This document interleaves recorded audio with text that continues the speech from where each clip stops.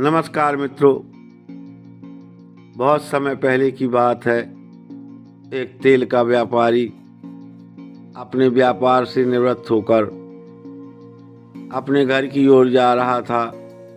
उसी समय उसे एक सर्प की मामी यानी सर्प के निवास स्थान से आवाज़ आती है कि व्यापारी इधर आओ।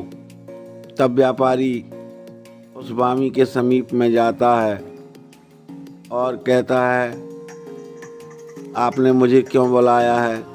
तब वो कहता है, सर्प की इस स्थान पर बहुत सारा धन रखा हुआ है और व्यापारी तुम इसे ले जाओ।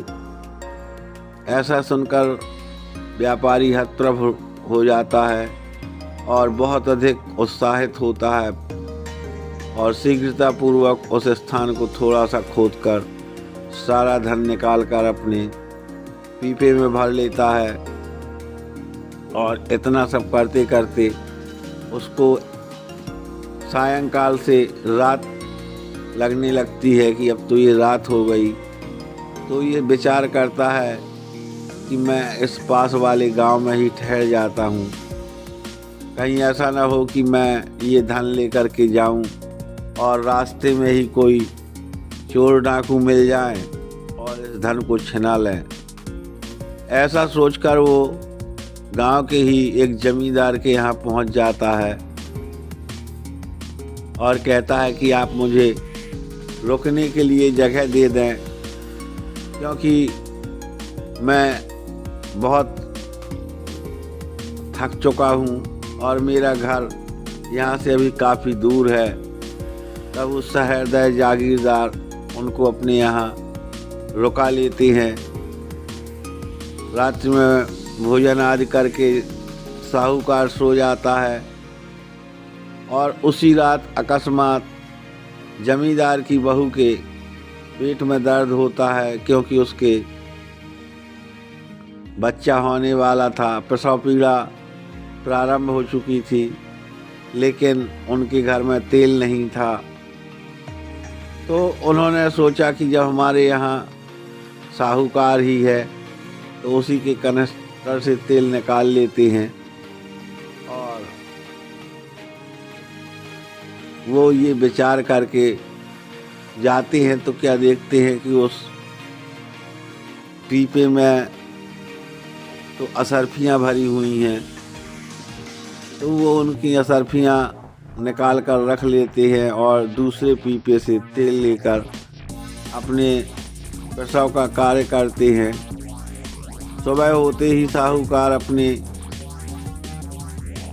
घर को चला जाता है, लेकिन जब घर जाकर देखता है कि वो असरफियाँ तो नहीं हैं, तब वो लौटकर वापस आता है और उस ठाकुर से कहता है